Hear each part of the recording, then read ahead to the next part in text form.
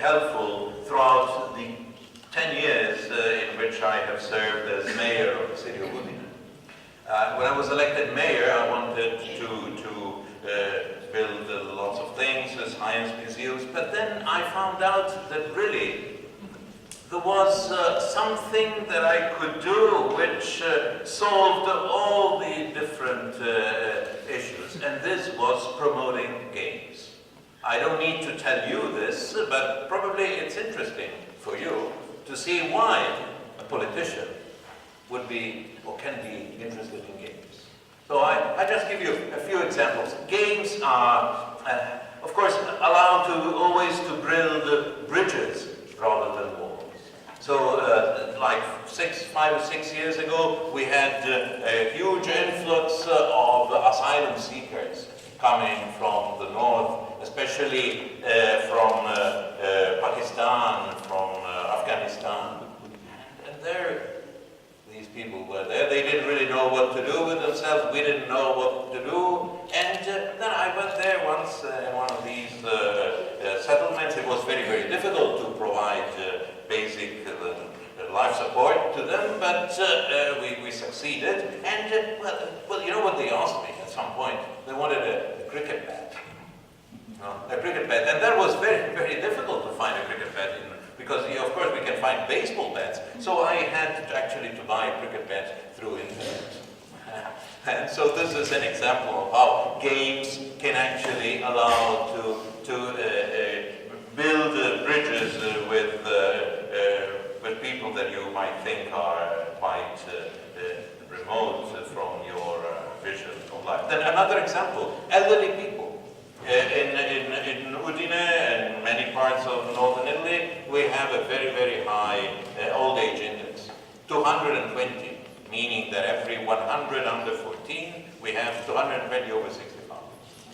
And very, very often there is an issue of making our cities more dementia-friendly and this and that.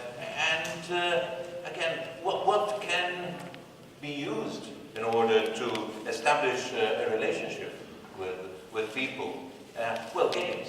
Again, games are a winning move, if I may use such a metaphor. It's a winning move because through games you can compensate.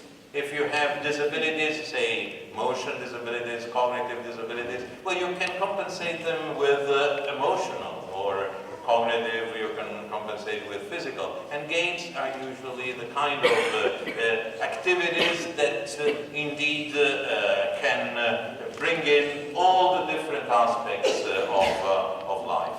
So for this reason, I was extremely glad that I had this ongoing collaboration with Studio Giochi. And I think that my city, after 10 years, was a better city because of all the initiatives. So we have a traveling bus with games. We have a toy library, which is a place where you can play games. We host a lot of initiatives, and also, as you have heard, we have started first in Italy this archive. I know that many other European nations have already their own national museum, but in Italy we didn't have, and now we have it. Now, when I came, usually I came with a bag, and they said, "Oh, surely you brought some tricks with you." But no, unfortunately, I didn't bring any tricks. So I will just play one small trick, just because otherwise I feel that I didn't entertain you. So the trick is the following: I take a belt, and so can you please hold this belt? Please stand up. So you see, I turn it once. Now, in order to unwind the belt, of course, the obvious thing would be to turn it back. But you know what happens with this special belt? You can turn it twice, and then without turning it again, you can just disentangle it. Now, this it's not my magic belt. It's actually it works with all belts. It is clearly an example. It's an illustration of a very, very deep mathematical principle having to do with the homotopy group of the transformations of space. But again, I'm sure that if you introduce algebraic topology by just taking off your belt, of course you have to make sure that your trousers will be strong, because otherwise people get distracted. But suppose that that you actually have prepared yourself not to lose your trousers, you can actually attract their attention with just this little playful trick.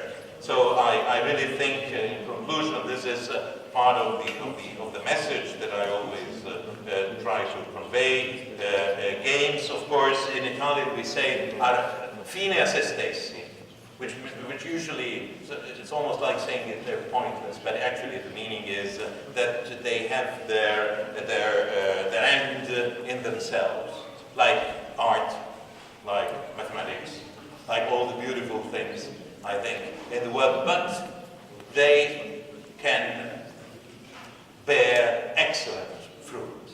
And I'm sure that through the Premio Archimede, through this long-lasting activity of Studio Giochi, of the Darios and the collaborators, I am sure that we are all, as a community, as members of this planetary community, which is mankind, we are all, I think, better off. We have improved our well-being. So I end this very, very brief speech by expressing my deepest thanks to Dario and Studio Giochi, because, as I often say, they are benefactors of humanity. Thank you.